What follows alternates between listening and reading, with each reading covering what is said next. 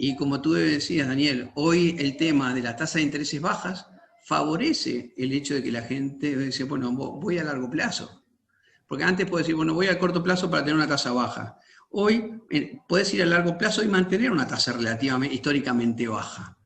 Entonces, digamos, creo que es un buen incentivo para que, digamos, las estructuras financieras se busquen hacer más sólidas, ¿tá? Emitiendo a largo plazo.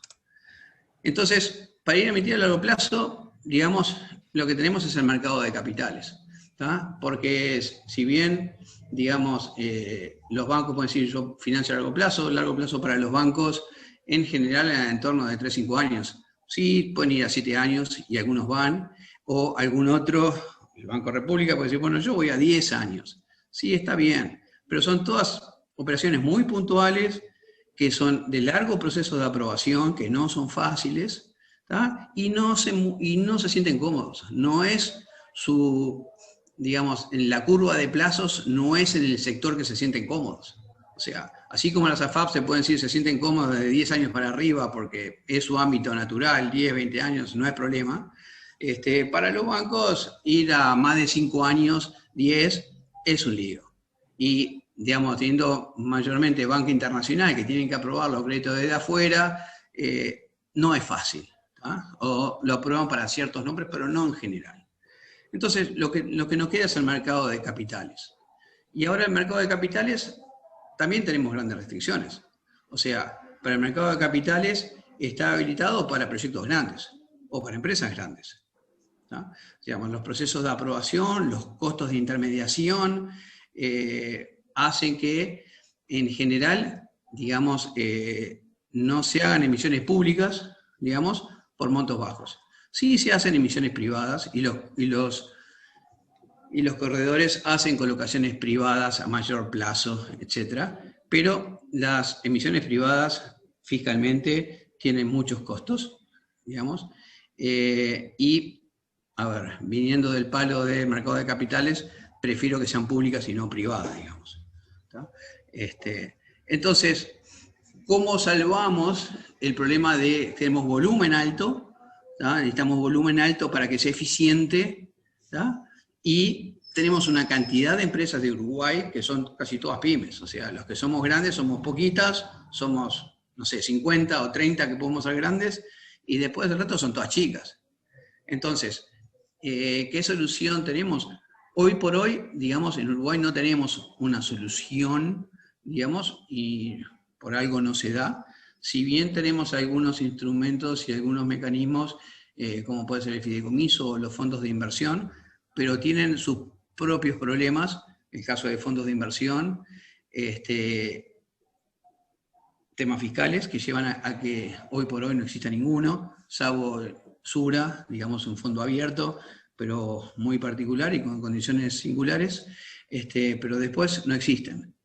Entonces, lo que yo quiero dejar planteado, que me parece que tiene que existir, es necesita crear algún tipo de vehículo o utilizar el fondo de inversión, pero haciendo algún ajuste en su reglamentación, que sirva de nexo entre oferta y demanda, que sea ese vehículo el que se fondee en el mercado de capitales y utilice ese fondeo de largo plazo para, digamos, financiar la inmensa mayoría de pymes agropecuarias que tienen este problema de desacople entre el plazo de recupero de sus inversiones y su plazo de financiamiento, ¿tá? Que es lo que les ocasiona los problemas de crisis que vemos en el sector cada X cantidad de años.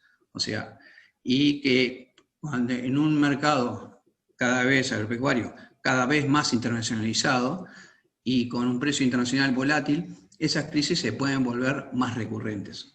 ¿tá? Entonces, bueno, no me quiero extender mucho más, pero bueno, quería dejar planteado que, o sea, es importante para manejar el riesgo de negocio del negocio agropecuario tener una buena estructura financiera y esa estructura financiera claramente tiene que estar el foco en el largo plazo, digamos, y hoy por lo menos en cuanto a tasas favorece que se pueda ir a largo plazo sin encarecer los costos.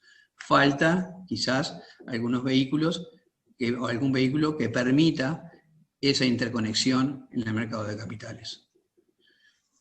Y bueno, eso es un poco lo que quería comentar el día de hoy. Y bueno, después estoy abierto a cualquier pregunta que me quieran hacer. Genial, José Luis. Creo que podemos volver sobre este tema del vehículo en el espacio final, que me parece que también, con la experiencia que tenés vos, puede llegar a ser interesante ver qué características, qué arreglos pudieras recomendar de alguna manera para hacerlo viable, porque sabemos que es desafiante también.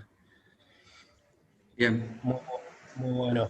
Entonces, muchas gracias y siguiendo en el orden, Marcelo, te doy la palabra para que nos puedas compartir la presentación y tu exposición.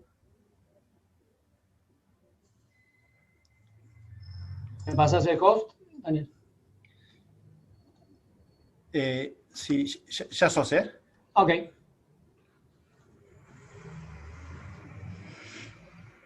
Genial. Bueno, primero, buenos días y agradecer a Daniel y a la Universidad de Montevideo por la invitación para la presentación de hoy. En el caso de Tres Cruces, bueno, nuestro abordaje va a ser vinculado a nuestra característica de ser emisor del mercado secundario de títulos, tanto obligaciones negociables como acciones. También, digamos, como nos comprende la generalidad de la ley, también estamos participando en el sistema financiero tradicional. Seguramente vamos a hacer en el correo de la presentación alguna otra referencia desde esa óptica también.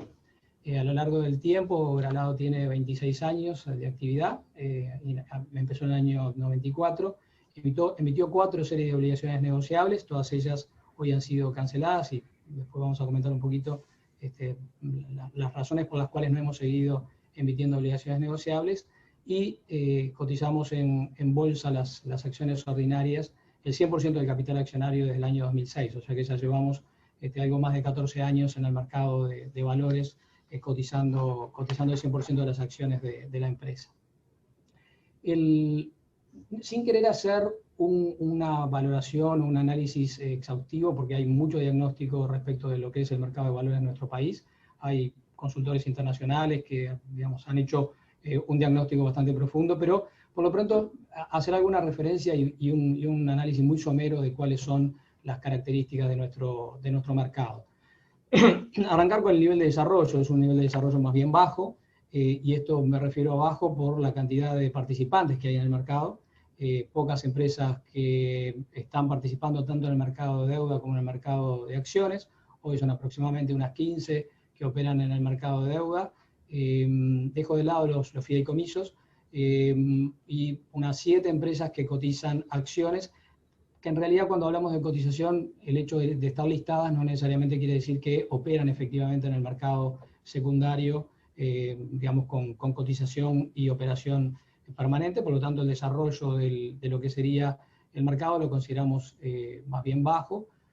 Un nivel de regulación alta, diría que el regulador, que es el Banco Central del Uruguay, tiene un régimen de regulación exigente, seguramente sobre base de estándares internacionales muy bueno. Tal vez esa exigencia en el nivel de regulación hace de que digamos, se constituyan barreras de entrada bastante grandes para determinado tamaño de empresas, que es el tamaño de empresas, digamos, tamaño de empresa para lo que es el Uruguay, ¿no? O sea, empresas que pueden acceder solamente al mercado si tienen, por lo pronto, un volumen de operación más bien de medio hacia arriba, siempre hablando de estándares para lo que es nuestro país. O sea que tenemos una buena regulación, pero esa regulación es alta y en cierta medida actúa de barrera de entrada. Cuando hablamos de profundidad o liquidez, podemos decir que es baja. Claramente hay operaciones en el mercado secundario, pero estas son más bien limitadas. Para poner un ejemplo, Gralado es una de las empresas que tiene más movimiento en el mercado secundario de las que realmente cotizan, y digamos, las operaciones que se realizan a lo largo del año no superan el 5 al 6% del total de capital accionario. Esto puede tener algunas características también en función del tipo de inversor que tiene una estrategia más de hold y no tanto de trading, pero en cierta medida también esa relación del 5% o 6% de rotación de las acciones a lo largo del año hablan un poco del nivel de profundidad o de liquidez. Y acá si bien, digamos, le da, siempre es bueno porque obviamente cuando una empresa es cerrada no tiene, digamos, posibilidades tan fáciles de salida, el mercado secundario y la cotización sí le da posibilidades de salida, pero de todas maneras, si tuviéramos que decir, el nivel de profundidad de nuestro mercado es más bien bajo. En términos de oferta baja, por lo que recién mencionaba, o sea, muy pocos operadores, muy pocos emisores participando en el mercado, y por ende, y esto puede tener, es una relación multicausal, ¿no? Porque, bueno, por un lado está el tamaño de las empresas, por otro lado está el tema de la regulación que le impone barreras de entrada, pero también para el tipo de empresa de la cual estamos hablando, el mercado hoy financiero tradicional, el sistema bancario, es muy competitivo y hay una clara competencia por el mismo tipo de emisor. Hay una fuerte competencia básicamente de los bancos por digamos, el prestarle a las empresas, y hoy diría que para este tipo de empresas el acceso al financiamiento, sea de deuda, principalmente de deuda, es bastante fluido, por lo pronto para aquellas empresas que tienen, bueno, por lo pronto rentabilidad y buenos balances. Y pongo un ejemplo, luego de haber emitido 4 series de obligaciones negociables, estar muy acostumbrados a estar como hacer sociedad abierta, cuando nosotros tuvimos que resolver las últimas 2 grandes inversiones, que fueron en el 2012, digamos, una inversión de $30 millones por una ampliación, que ya es un monto que admite ir al mercado a emitir una obligación negociable. Fuimos al sistema financiero tradicional, al bancario, y no al mercado de valores. Y la última, en el año 2019, que también fue por algo más de 20, hicimos exactamente lo mismo, y eso tiene de alguna manera un porqué, la competitividad, el perfil de plazo al cual podíamos acceder, el nivel de costo, lo hacía más competitivo el sistema financiero tradicional que el mercado de valores. Por lo tanto, cuando hablamos de oferta baja, es multicausal, y algunas de ellas pueden estar vinculadas fundamentalmente a que las empresas encuentran otras soluciones, sobre todo en el mercado de deuda, en el sistema tradicional. A nivel de demanda, podríamos decir que es media y alta. La existencia de inversores institucionales como las AFAPs, hoy con un FAP que, si mal no recuerdo, está en el orden de los $16.000 millones, o sea, cercano al 30% del Producto Bruto uruguayo, hace de que exista demanda, y también exista demanda de los inversores personas físicas, y por lo tanto da la sensación de que el nivel de desarrollo del mercado está más vinculado a un tema de oferta más que de demanda.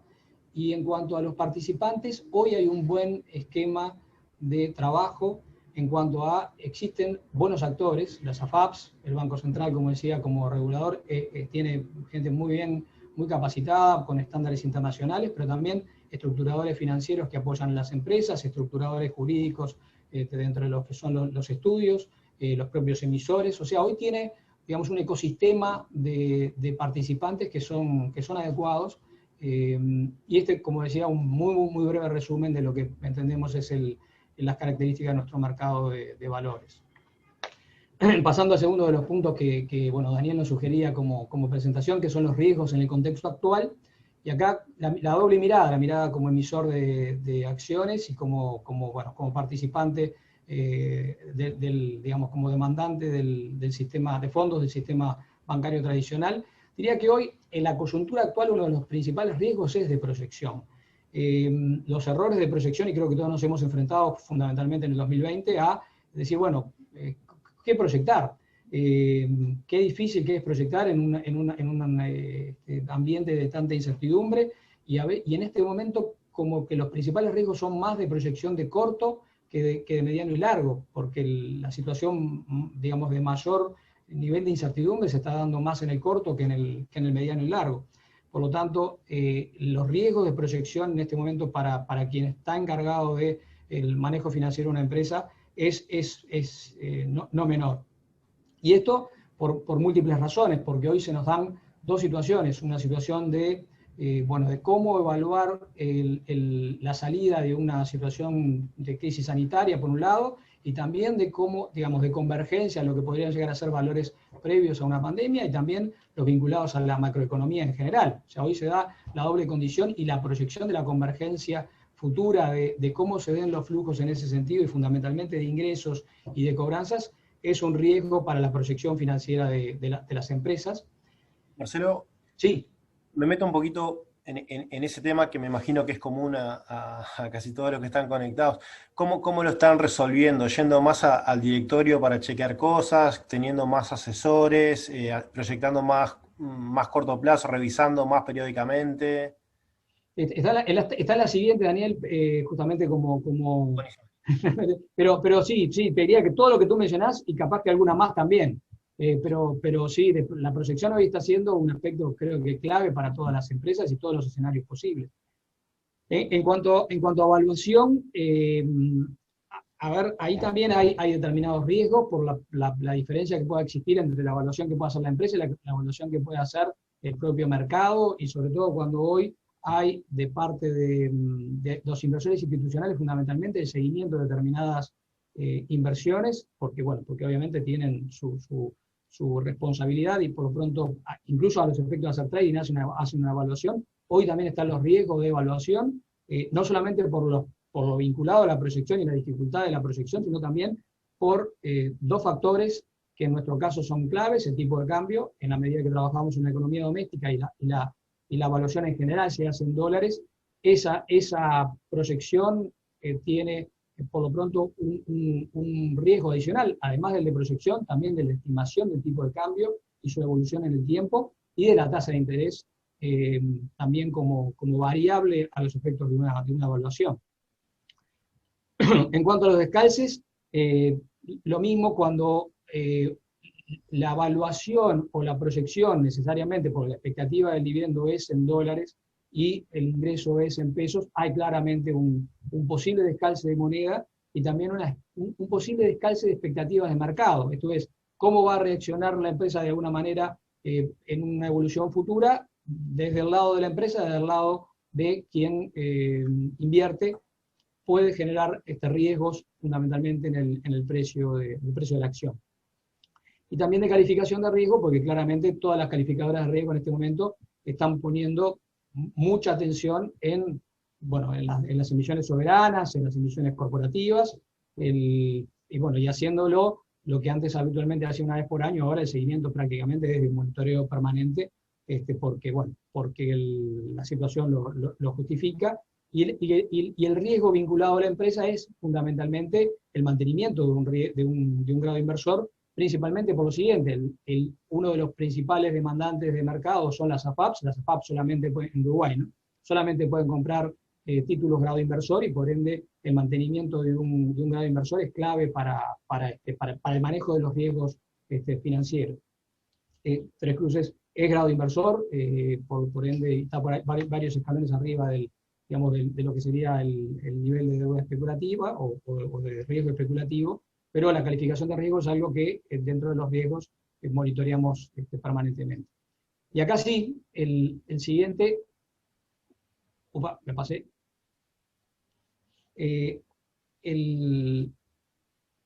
acá, perdón, venían las recomendaciones, la pregunta que tú hacías, Daniel.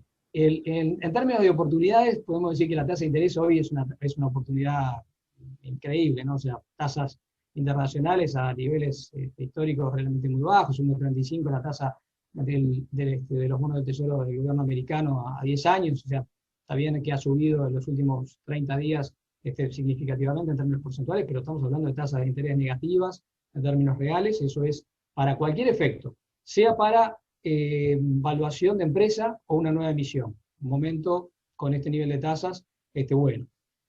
Pago de servicio de deuda, porque si por alguna razón hubo que financiar pérdidas, perfilarlas en el tiempo y hacer el servicio de deuda a las tasas de interés actual, es algo positivo. El reperfilamiento de pasivos, hace un ratito José Luis justamente mencionaba eso. O sea, hoy teniendo posibilidades de largo plazo a este nivel de tasas y con tasas fijas, hay una oportunidad muy marcada en función de la tasa de interés. La liquidez del sistema, fuerte liquidez tiene el sistema bancario sólido.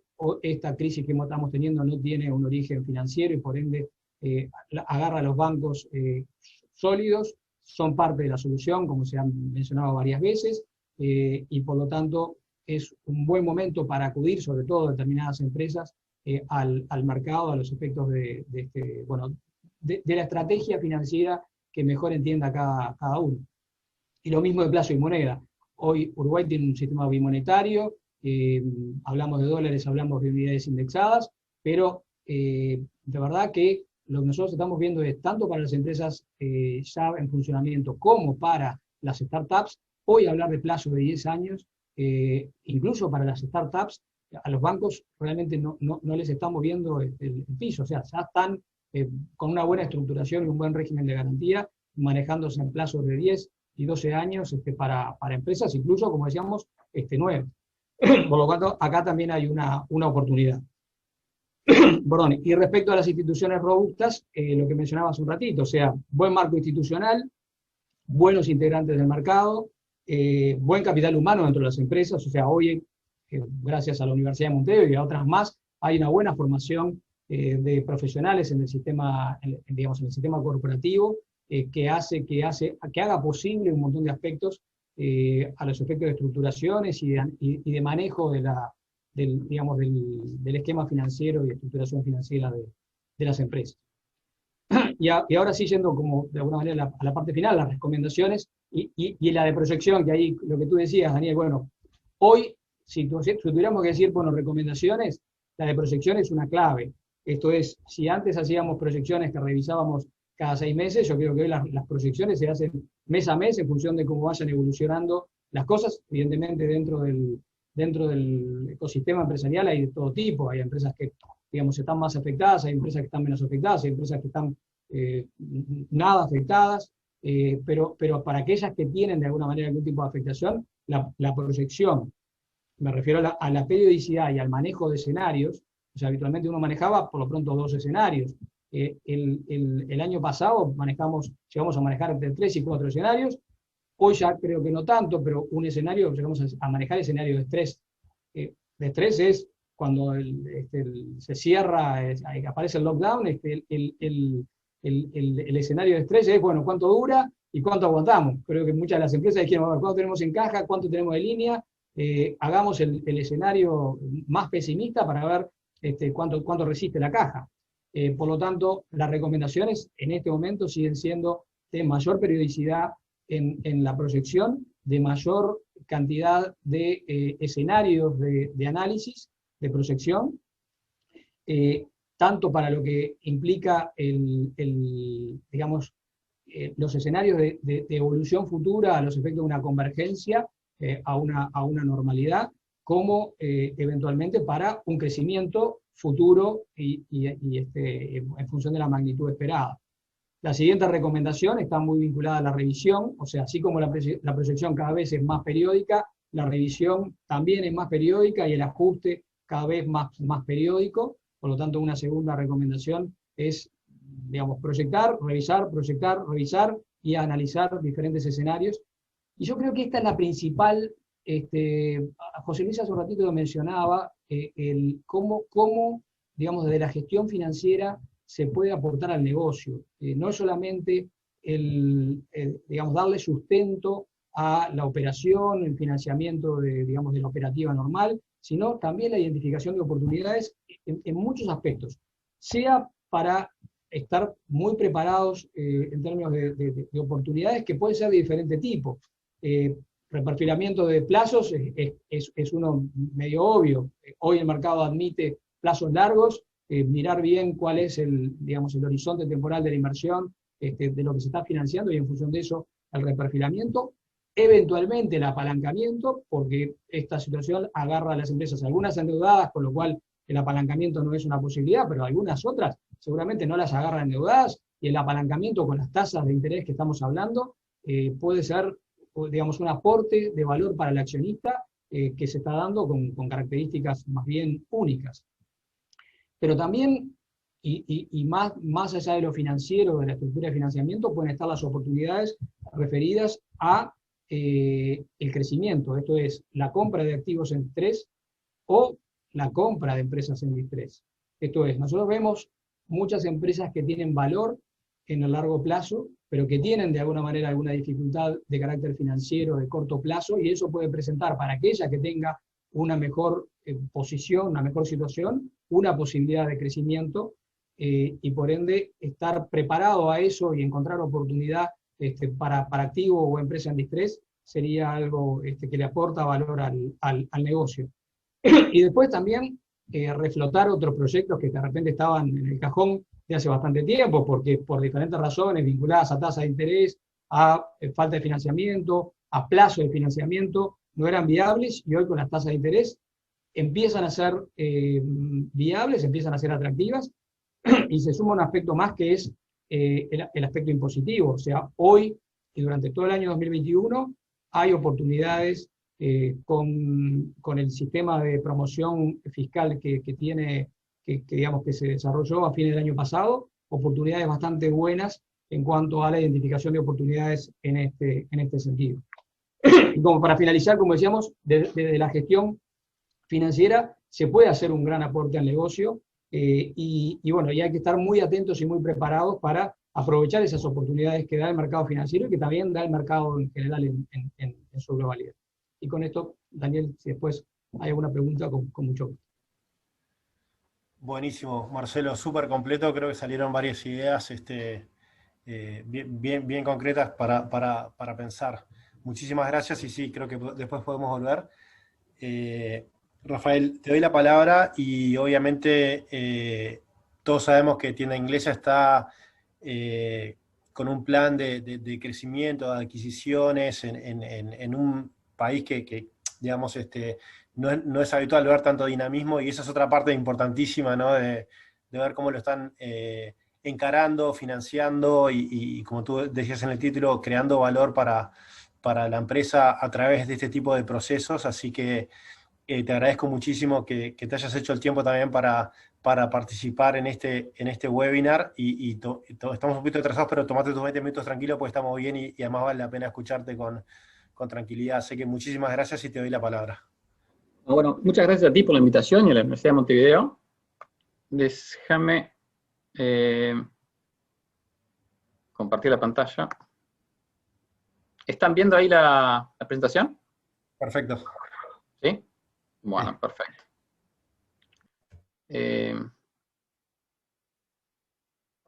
Acá. Ahí se ve, ¿no? Sí, dale. Sí, perfecto, se ve así. Bárbaro.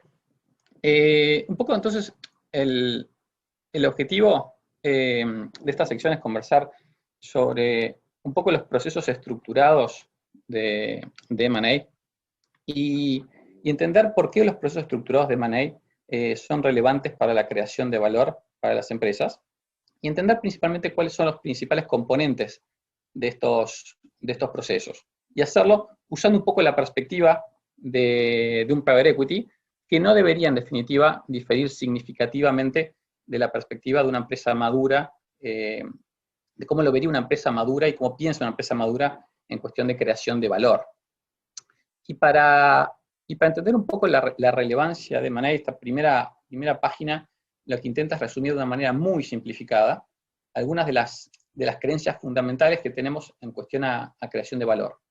Siendo de que la creación de valor está dada por todo aquello que impulsa el flujo de caja de la empresa, y de manera muy resumida hay dos grandes dimensiones que impulsan eso. Uno es el retorno, la mejora del retorno del capital invertido, y el segundo es todo lo que impulsa el crecimiento, siempre con el entendido de que es crecimiento que viene asociado con un retorno de capital invertido mayor a costo de capital. Entonces, todas las cosas que hagan, que impulsen crecimiento y que impulsen mejoras del ROIC, van a estar aportando a la creación de valor, y desde las acciones corporativas que uno puede tomar para lograr esto, las podemos segmentar en dos grandes, de manera muy simplista, ¿no? Dos grandes maneras. Una es, bueno, ¿cuáles son las acciones que yo hago para ser el mejor dueño de este activo? ¿No? O sea, acciones que me llevan a operar como este activo de la mejor manera, sea a través de sinergias que tengo que otros no pueden replicar, sea de una mejor alocación de recursos, una mejor alocación de capacidades corporativas, y todo lo cual en definitiva contribuye a la mejora del retorno sobre el capital invertido, o acciones de gestión proactiva del portafolio de activos que la empresa tiene, para poder sí estar presentes, ya sea en negocios, en segmentos, en geografías, que son más atractivas desde el punto de vista de crecimiento. Y particularmente para esto es que tener un proceso estructurado de M&A es sumamente relevante. Acá tengo dos ejemplos, estos son ejemplos no tan recientes, pero que he confeccionado estando en McKinsey, que lo que muestra sirven para ilustrar cómo el estar presente en negocios que son atractivos desde el punto de vista de crecimiento y con una gestión activa del portafolio sirve para la creación de valor de las empresas. El primero es una simple decomposición del crecimiento para una serie muy larga de empresas a lo largo del tiempo, y lo que muestra es que, en definitiva, el crecimiento de las empresas es muy poco lo que viene por la ganancia o pérdida de market share, o lo que se llama el cómo competir, sino que esencialmente el crecimiento de las empresas a lo largo del tiempo viene por el dónde competir, que está dado por el crecimiento orgánico de los sectores, las geografías o los mercados en que elijo competir, y el crecimiento que viene dado de esos mercados a partir de actividades de manejo.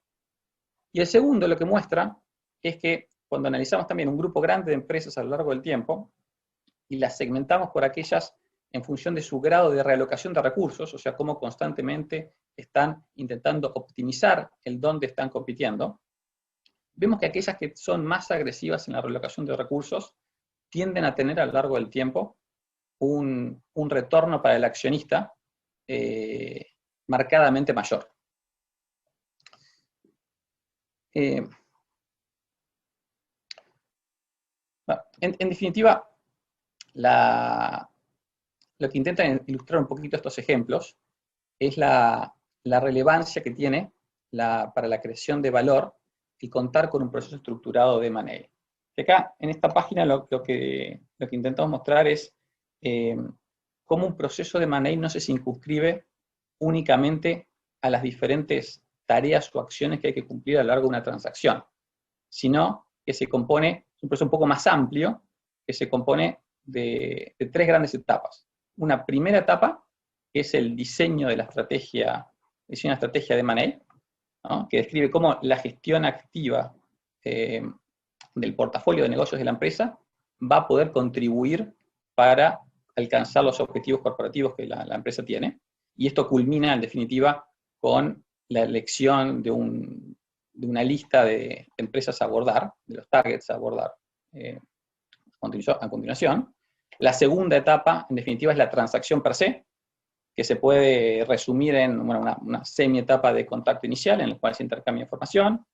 Una vez, en la medida que hay indicación de interés de las partes, comienzan los procesos de diligence y de evaluación, y culmina con la finalización de los acuerdos definitivos, las aprobaciones regulatorias previas al closing.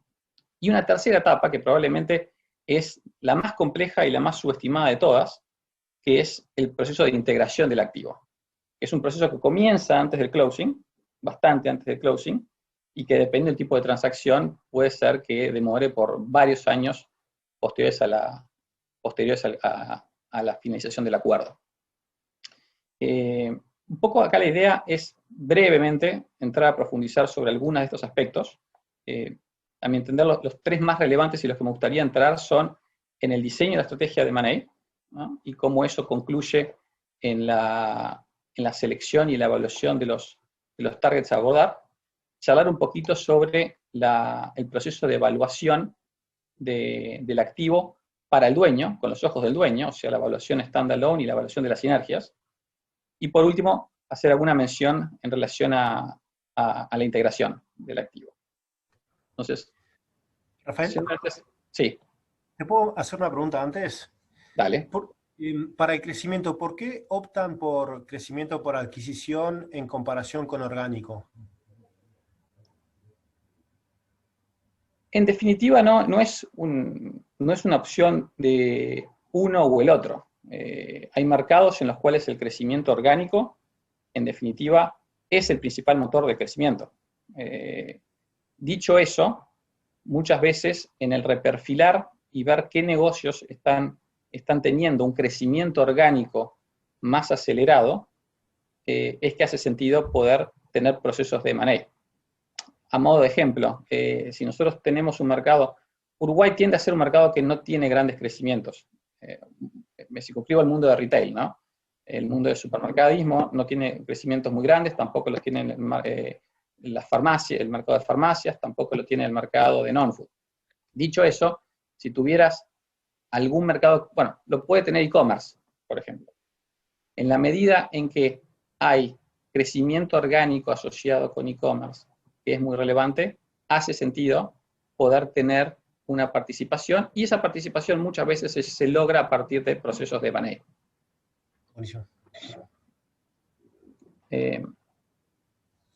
Pero bueno, siendo un poco al detalle de la elaboración de la estrategia de M&A, a ver, cuando comenzamos a definir una estrategia de M&A hay 3 preguntas que son claves poder responder.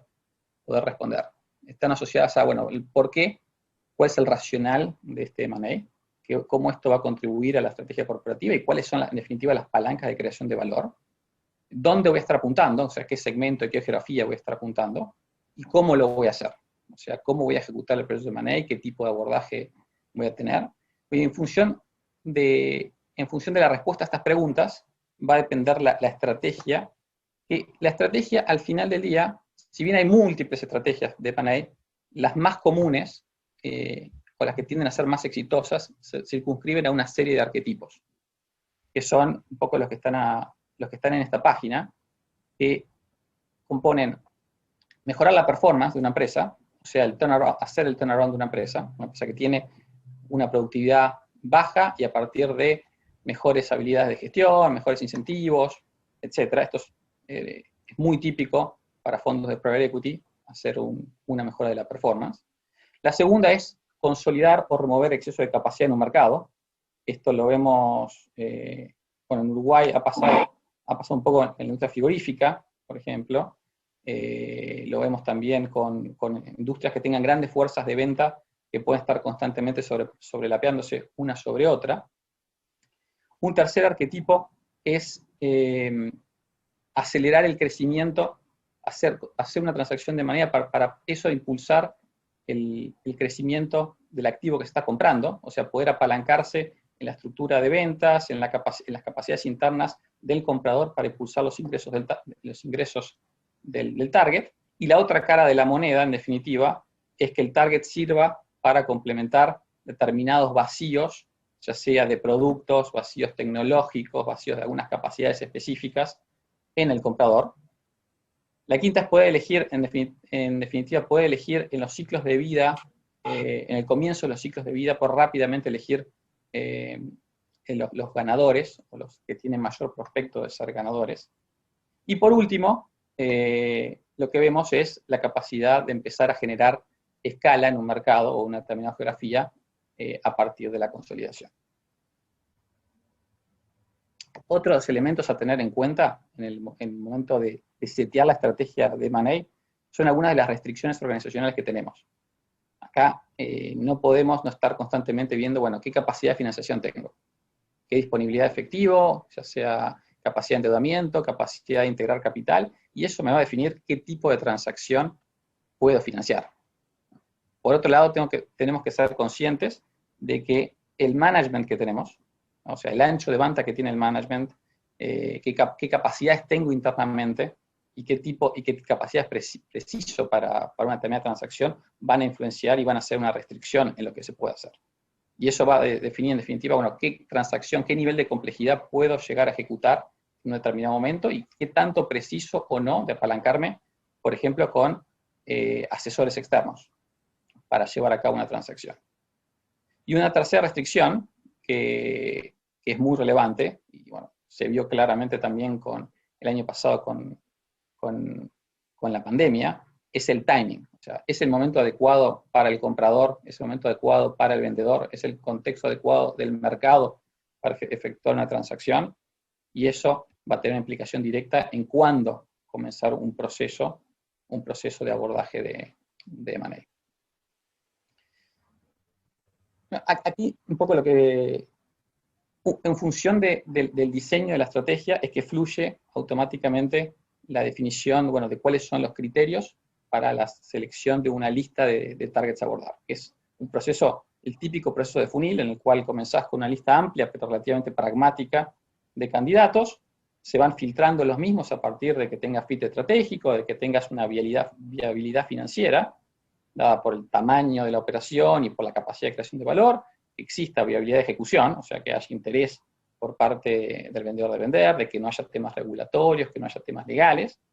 En función de eso se confecciona el shortlist inicial, que después se tiene que priorizar de forma rigurosa, basada en un enfoque muy analítico, basado en datos y estructurando casos de negocio para poder llegar a decantarse en cuáles son los candidatos preferentes para ser abordados. Ahora, entrando un poquito en la parte de evaluación, aquí el foco en definitiva es entender cuál es el valor que tiene la empresa para el nuevo comprador, ¿no? Y eso muchas veces se termina confundiendo con cuánto es el precio que estoy pagando. Hay una frase de Warren Buffett que es muy clara, ¿no? Y separa los dos componentes. Uno, el precio es lo que uno está pagando, valor es lo que se obtiene a cambio por lo que se está pagando. Y es neurálgico en el proceso de evaluación poder entender los diferentes componentes de ese valor que se está obteniendo a cambio, que son, por un lado, el valor intrínseco del activo que está comprando, o sea, el valor intrínseco es todo aquel valor que tiene la empresa independientemente de quién es el dueño. Eso relativamente es más simple de poder cuantificar. Ahora, la segunda etapa, que es tal vez la más compleja y es el foco, por lo menos ha sido nosotros el foco de todas las transacciones que hemos hecho, es poder estimar el valor que tienen las sinergias. O sea, ¿qué valor puedo agregar a la empresa siendo yo el dueño? Y ahí es donde se corren dos procesos en paralelos. Uno es la identificación de las sinergias y otro es la cuantificación de las mismas. Que para identificar sinergias, para identificar sinergias en definitiva es un proceso que existen tres fuentes elementales de sinergias: las sinergias de costo, o sea, cómo puedo capturar valor a partir de reducir redundancias o a partir de aumentar la eficiencia, y eso tiende a tener un flujo relativamente rápido hacia el P&L y al flujo de fondos. Las sinergias de ingresos, que son un poquito más, que son todas aquellas capacidades de mejorar los ingresos, ya sea del comprador como del target, a partir de nuevos productos, a partir de acceso a nuevos mercados, nuevas capacidades, tienden a tener un impacto un poco más espaciado en el tiempo, a nivel de P&L.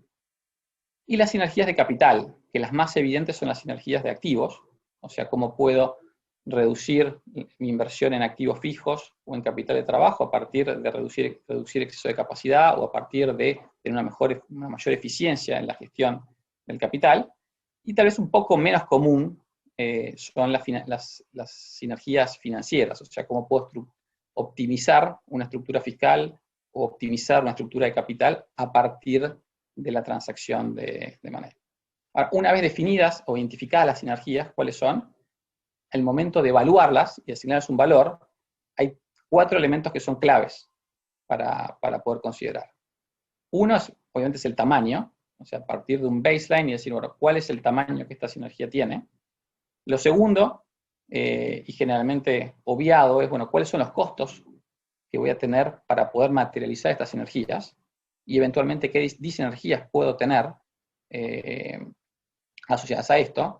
O sea, ¿qué clientes puedo perder si compartimos clientes? Si tenés, en el costo salarial de empleados, si tenés diferencias entre los beneficios que puede tener una empresa y otra, bueno, el emparejamiento, qué sinergia puedo tener, etcétera. El tercer elemento es la factibilidad, bueno, qué tan probables son de capturar y de qué depende la captura para ello. Y por último es la temporalidad, o sea, estas sinergias son sinergias por única vez, son recurrentes en el tiempo, por cuánto tiempo van a durar. Bueno, y por último, para finalizar, algunas precisiones sobre la integración. Sinceramente, en base a nuestra experiencia, experiencia en tienda inglesa y experiencia previa en varios procesos de M&A, como les decía anteriormente, este es el proceso, la pata del proceso más compleja de todas y generalmente la más subestimada. Y ahí es clave poder lograr un abordaje adecuado a la integración, que esencialmente va a depender de tres grandes elementos.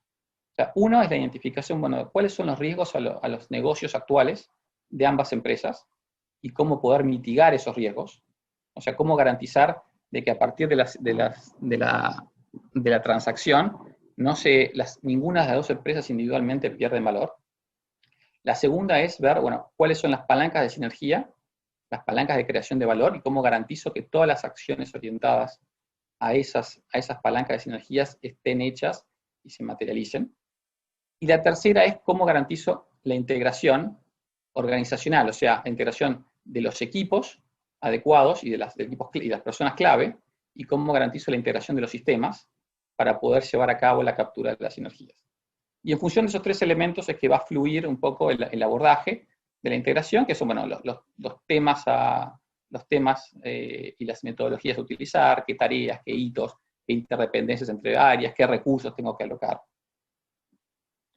Con esto un poco, tal vez lo mejor, Daniel, es dar espacio para preguntas y comenzar el intercambio. ¿Te parece? Genial, sí. Muchísimas gracias, Rafael. Está muy bueno, sobre todo creo que tiene mucho que ver con cómo pensar en nuevas oportunidades en tu presentación. La manera de organizar las preguntas y respuestas es que las personas pueden pasarme las preguntas escritas en el chat o por el espacio de preguntas y respuestas, y de esta manera lo organizamos. Hay una pregunta interesante sobre el costo de la deuda en pesos y dólares. También puede estar vinculada con los plazos y también quizás con la nueva política o los objetivos de inflación que está marcando el Banco Central. Quizás es para José Luis o para Marcelo. ¿Cómo lo ven el tema de financiamiento de largo plazo, moneda nacional y las tasas eventualmente? Creo que eso es interesante. O si ir a largo plazo implica dólares y bueno, y eso cómo se puede manejar para algunas empresas que tengan más ingresos en moneda local.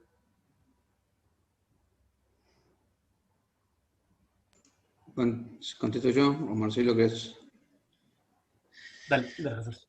A ver, para los pesos, ¿no? Hace ya mucho tiempo que tenemos la SUI, digamos, y las SUI, digamos, son bastante eficientes, porque en tasa fija pesos sí, tenés otros premios ahí de variación cambiaria o estimación que te afectaban los costos y que te hacían los costos de financiamiento a tasa fija en pesos bastante más caros a largo plazo, ¿tá?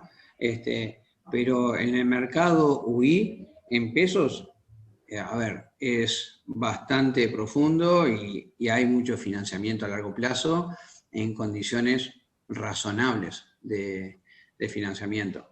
Obviamente lo básico es que tenés que financiarte en la moneda que genera los ingresos. O sea, si te vas a financiar en dólares, generás pesos, está bien. Capaz que alguien puede decir, bueno, los dólares son un poco más eficientes que los pesos o tienen menor premio, pero ahí hay un riesgo que está bien, son puntuales, tenemos crisis cada tanto, pero si no te cae la crisis en el medio, genial. Pero si te cayó en el medio, te desbarató, digamos, y ya tenemos historia de eso. Entonces, yo creo que hoy pesos en UI o dólares a largo plazo son financiamientos muy potables y fáciles de conseguir.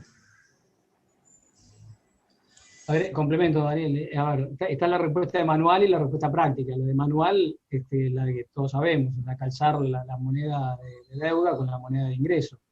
La práctica es, si uno mira lo que sería el costo de endeudarse en dólares y el costo de endeudarse en UI, es claramente más caro en UI, y obviamente no tiene riesgo en el caso de que la moneda esté calzada.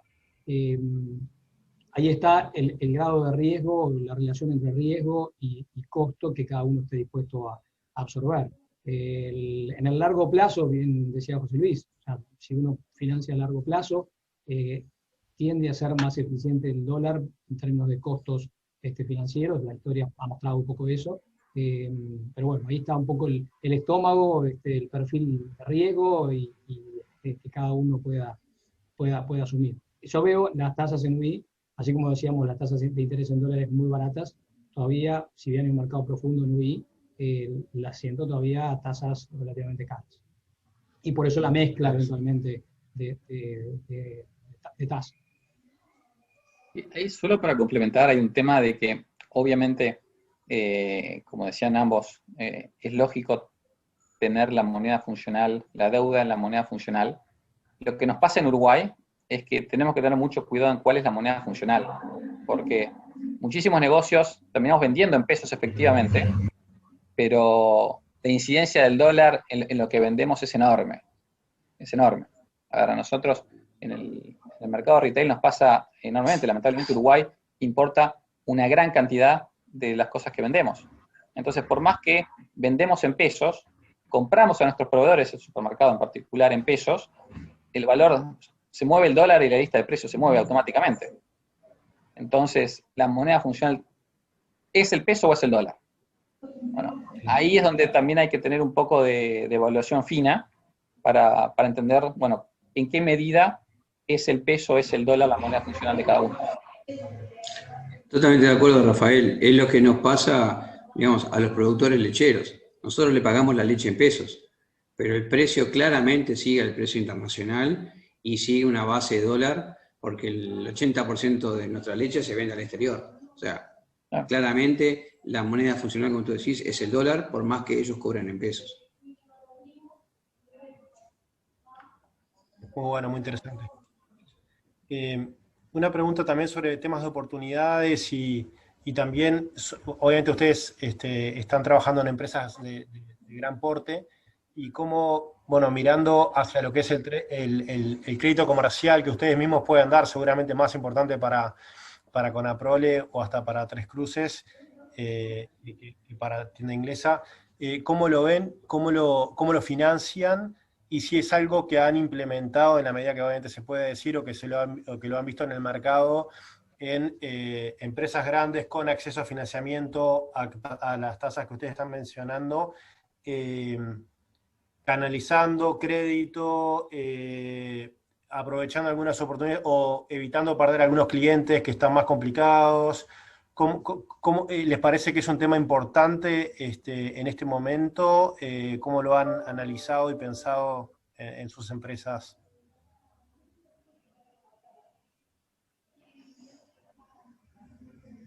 No terminé de entender bien, Daniel, la pregunta. ¿Si estamos refiriéndonos al crédito comercial? Sí, el crédito comercial de ustedes, sí. A ver, una de las fuentes de financiamiento perdón, que nosotros tenemos para estructurar inversiones es el cobro de un derecho de admisión llave a alguien que entra.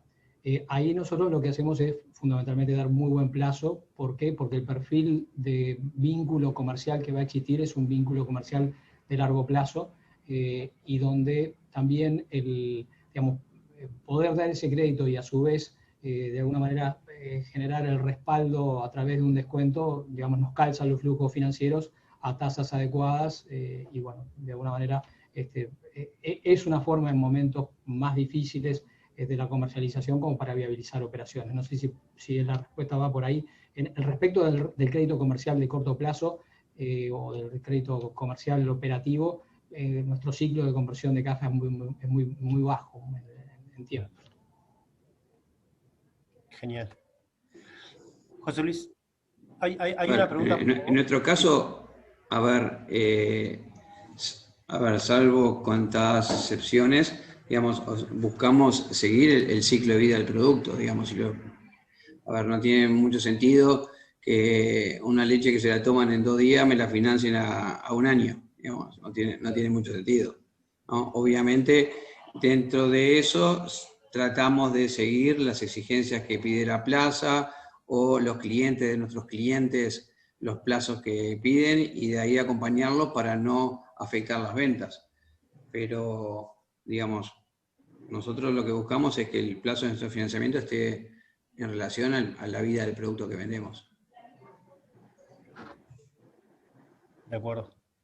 José Luis, ¿pudieras volver sobre dos ideas? Este vehículo que estabas comentando al principio, está la pregunta en el chat sobre quizás con el BID para buscar el financiamiento de largo plazo, y también sobre cómo el vehículo para dar créditos a empresas menores, exportadoras. Esos dos vehículos parecen novedosos para este momento, y la verdad que creo que puede ser un buen momento para que puedas ampliar.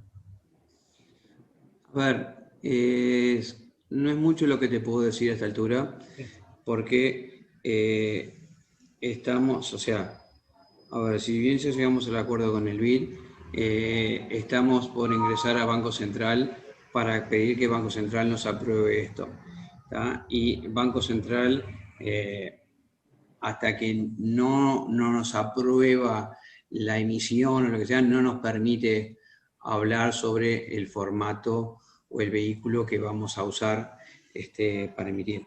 Claramente estamos hablando de vehículos que existen, de los cuales los estamos quizás forzando un poco para, digamos, porque hoy por hoy no, digamos, lo que sería ideal no existe. Entonces, pero tenemos que manejarnos con lo que hay. Entonces, lo que hay, estamos de alguna forma estirando un poco los límites con buena voluntad de Banco Central para poder, digamos, suplir esta necesidad que entendemos que existe y que no existe una respuesta en el mercado. Pero, a ver, esperemos que, no sé, para abril de este año, digamos, podamos sí salir, una vez aprobado por Banco Central, a comentar lo que estamos haciendo, en ese sentido. Genial. Genial. Rafael, una pregunta sobre evaluaciones de M&A, en el contexto de la economía uruguaya, donde a veces hay empresas pequeñas, donde hay informalidad, donde puede haber empresas familiares, donde la gente, los dueños hacen algunos retiros, sueldos, que puedan ser de mercado o no. ¿Cuáles son las principales recomendaciones o también errores a evitar en cuanto a estas evaluaciones?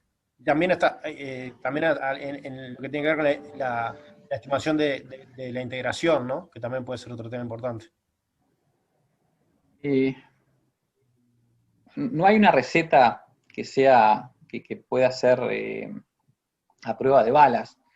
Lo que a nosotros nos pasa, principalmente cuando tomamos alguna operación que es menor, es la evaluación per se de la empresa, de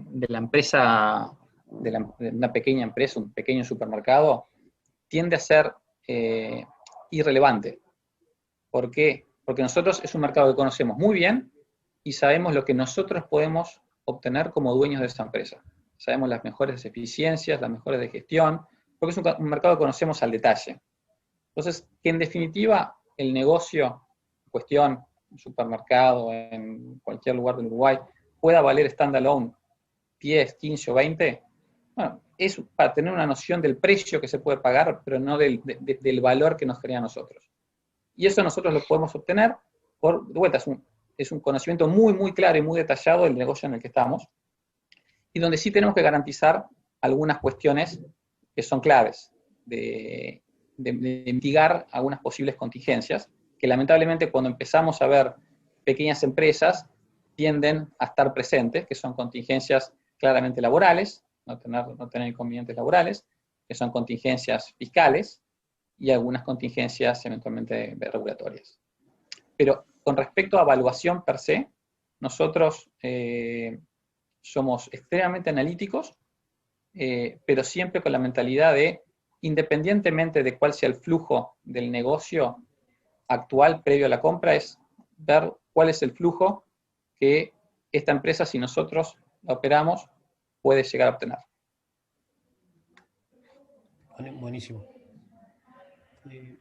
Cambio un poco el foco en tema de estructura de financiamiento y me vuelco un poco a políticas de liquidez. ¿Les parece que esta pandemia o este shock les cambia permanentemente los objetivos de liquidez, los niveles con que se sienten cómodos para sus empresas? ¿Tienen alguna reflexión sobre eso? Perdón. No, digo, más que las políticas de deuda, pensando en los objetivos que puedan tener para la caja de una empresa, si digamos, por ejemplo, comentarios como los que están surgiendo, que quizás tengan que ver con la pandemia o no, por ejemplo, por decir, Bill Gates habla de la carne sintética y eso puede generar un cambio importante en un sector. Sectores que antes parecían muy estables, hoy ya no parecen tan estables. ¿Esto en cuáles políticas, por ser una pregunta más amplia, esto tiene impacto en algunas políticas financieras, en sus opiniones? Respondo, Daniel. A ver, diría que el año pasado sí, este año tal vez no, porque cuando hace un rato José Luis mencionaba del revolving, ¿no? Hemos pasado otras crisis y los que vivimos en 2002 sabíamos que el revolving no existía. En 2002 no existió. O sea, todo lo que estaba vencido, venció y no había posibilidades de renovarlo y es bueno, apagar y punto. Y uno cuando se enfrenta a una situación de crisis como la que vimos al principio, diría que creo que todos asumimos un criterio muy conservador en cuanto a tener niveles de caja evidentemente más elevados de lo habitual, porque no sabíamos cuál iba a ser la secuencia en lo sucesivo, de cómo iba a reaccionar, cuál podía llegar a ser el nivel de contagio en el sistema financiero, y si esto que arrancaba con una crisis sanitaria terminaba con una crisis financiera. Hoy, casi un año después, nos dimos cuenta de que no, y por ende que las líneas de crédito se renovaron, que la abundancia de la liquidez estuvo, y por ende, tal vez, si la pregunta venía hace un año, decía sí hubo cambios significativos en los niveles de liquidez respecto de lo habitual. Hoy, con líneas de crédito ratificadas, con acceso fluido de financiamiento, más allá de que el costo financiero de tener caja es bajo, por producto del costo financiero, por lo menos en nuestro caso no ha cambiado significativamente la forma de manejar la liquidez. A ver, Daniel, yo creo que el tema del manejo de la estructura de financiamiento o la forma de financiar es esencialmente variable con el negocio.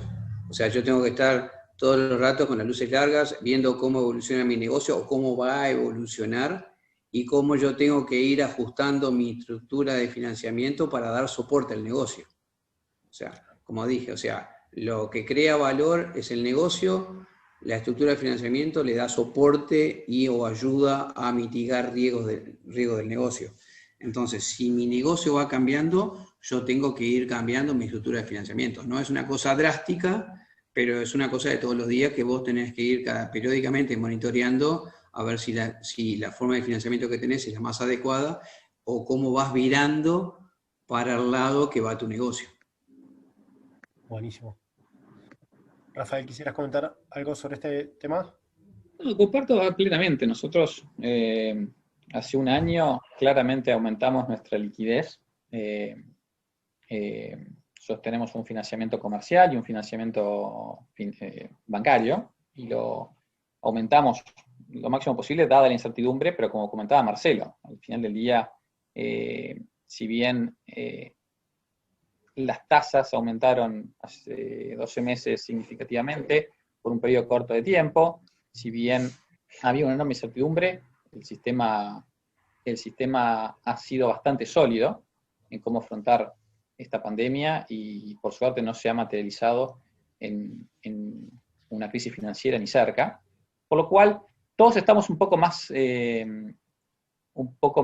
con el ojo presente en garantizar liquidez, pero al día de hoy prácticamente el contexto es muy similar al que era previo a la pandemia.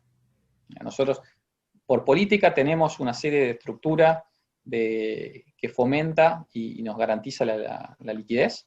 pero hoy en día no veo que haya un cambio material al respecto a lo que había antes de febrero del 2020. Buenísimo, buenísimo. De mi lado, una vez más, les agradezco mucho el tiempo que se han tomado para preparar y para participar en esta actividad que creo que tuvo muchísimo interés. Sí, les invito a dar una última ronda de comentarios, quizás en base a lo que haya salido, los temas, las preguntas o otro de los expositores. Si quieren podemos organizar una ronda de 1 minuto en el mismo orden, José Luis, después Marcelo y después Rafael, y de vuelta, en nombre de la Universidad de Montevideo les agradezco muchísimo por haber participado en esta actividad.